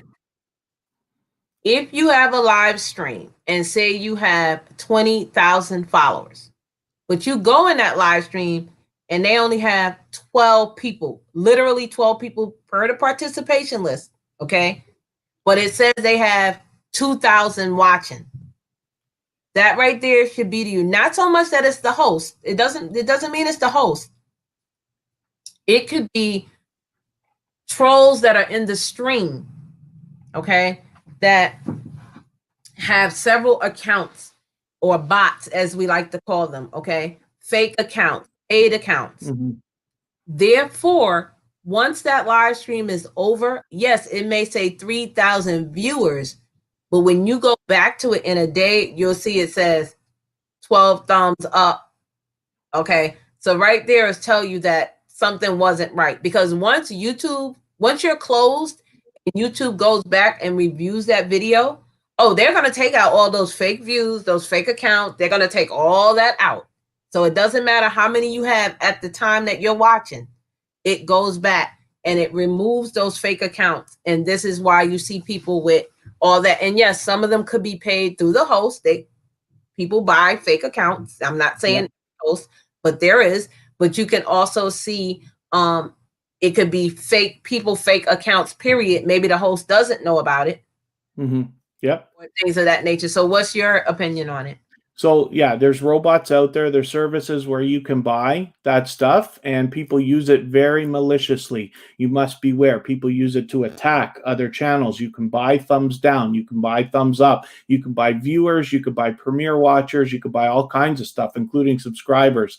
I stay away from any channel that I see using a robot. I am not going to stay connected to them, because just like trolls in a live stream, if you get a troll in your live stream, you will find a lot of experienced YouTubers leaving because they don't want the infection to spread to their channels, right? And the same thing goes with these robots. So it's possible. On tuberchat, once we had somebody send a robot, and we had 1,000 viewers on it. I think it was a friendly trying to do me a favor, because we were just talking about monetized, and it was right before tuberchat was monetized, and it only happened once. But that's something to be aware of. You never, in my opinion, you never want to buy anything. You always want to err on the side of safety. If you're intending on being on YouTube and getting monetized and making money for the long term, you're going to get there. A month or a week or a season or whatever isn't going to matter. You're getting there anyway. Please don't do anything illegitimate to rush. That's why I push Playlist Buddy so much. Michael's Adventures is in the chat. He's one of the most supportive creators I've ever seen, running multiple playlists. Lots of people do it. That's the one legitimate thing we can do to help each other push our watch hours, but anything else I'd be careful of. But thank you for asking that question, Cozy Relaxation, because the first time I've been able to talk about it publicly, but it's something to beware of for sure. And Kevin and I have seen someone's channel get taken because they purchased fake accounts. And you know who I'm talking about, Kevin. Yeah. So they were here today and they were gone tomorrow. YouTube literally took the entire channel. Yeah, and we never want to see that for anybody. It's too easy. What we're doing doesn't always feel like it, but I promise what we're doing is easier than a lot of other things in life to get monetized and have a monthly stream of income, because YouTube doesn't even come with the option of, you know, making a few dollars and not making it again. It's an automatic stream of monthly income for you, no matter what you do. And then Computer Chick Productions is just mentioning that they use Social Blade. That's another free service. There's vidIQ, and I use sometimes Rapid Tags if I'm really in a rush. There's lots of free tools out there. Anything you want for help with YouTube, hopefully you'll reach out to somebody like Vern's Junk Closet or myself to help with, but there's lots of free tools that anybody can get. With the idea of playlists as well, I just want to let you know, Vern, we haven't talked about it ever. I don't know if you know about this. I have a Chrome extension now that tells you the length of a playlist, as long as it doesn't have unlisted or private videos in it. Oh no, I need that. Oh my goodness, fantastic. So yeah, it's very simple. It's just I forget what it's called. I can send the name of it, but it's like playlist length calculator or something like that. But it works like a charm. What do you put the playlist in it? And it calculates the hours? All you do is go to the person's playlist on the computer on Chrome, and it comes up like as if it was meant to be there. It's incredible. You gotta hit me with it. It's awesome. I love it. So thank you, everybody, for joining us for episode number 100. We're talking to Vern's Junk Closet. Her link is in the description of this video. She's easy to find, but as well, Nightbot should be dropping the link occasionally in the chat as well. So if anybody has any more questions specifically for Vern, please drop a green heart with your question in the chat. We've been almost 2 hours now, and hopefully everybody's got the value that we're hoping out of today's particular live stream, a very different celebration for 100 episodes. And thank you, everybody, for joining us for this. Kareen's Life is so happy to be here. I'm so excited for you. Thank you. So Kareen's Life is just asking, is there any way that someone could buy bananas and give them to someone else because you're not sure what's up? Went over 200 in the last week. So Kareen's Life, I happen to know this channel. Are you familiar with this channel, Vern? No, but I will be. If she leaves me a comment, I will definitely. I was hanging out with her on a live stream last night, and we were talking about this kind of stuff, and she was talking about her growth. But I actually would like to believe that it's organic. I think Kareen's Life is just doing a great job because she's posting frequently and doing long live streams, and she's engaging.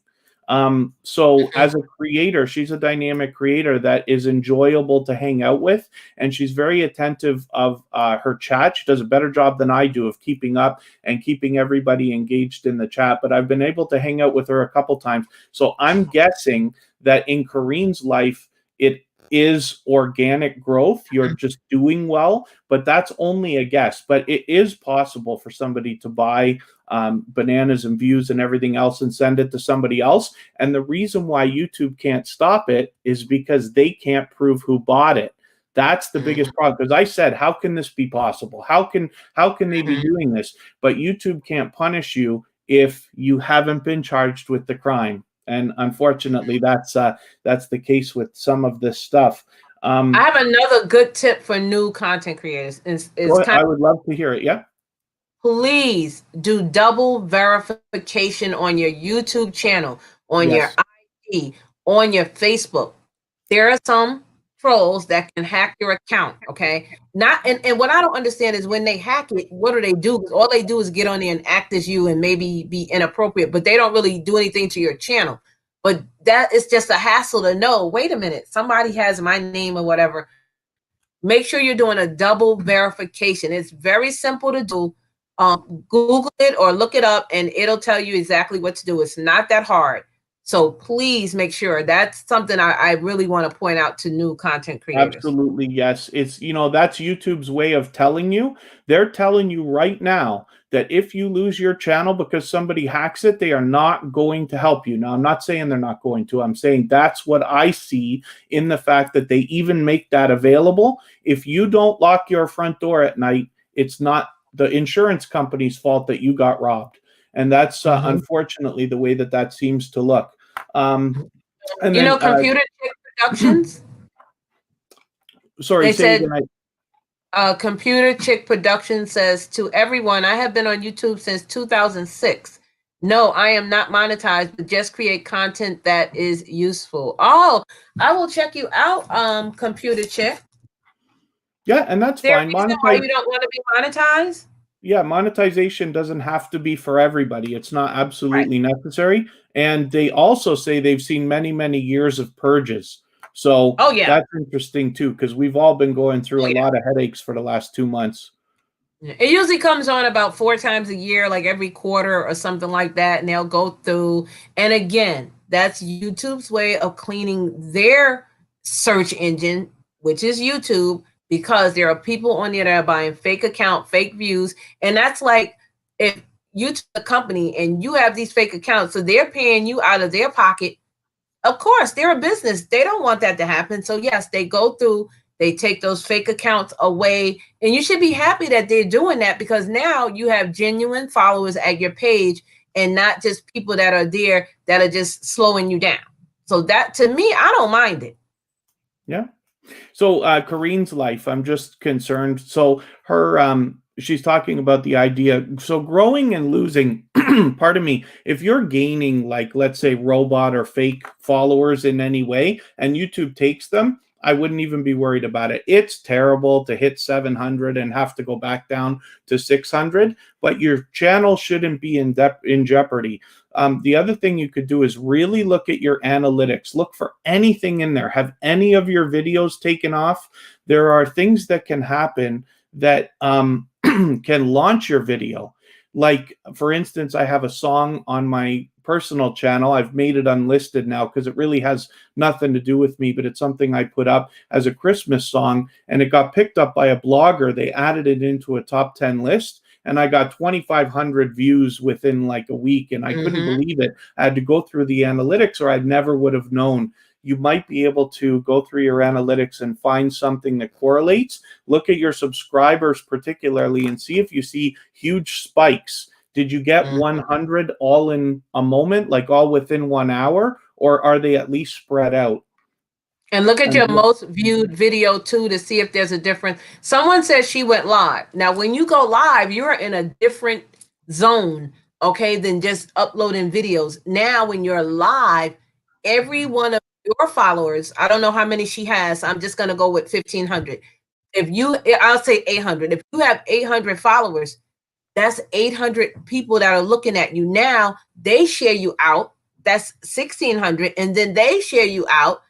So it's a domino effect. So if you went live, you must have had some good content for you to spike like that. And maybe people are saying, wow, her live stream was great. Let me go binge watch her videos. It can happen that fast, guys, really.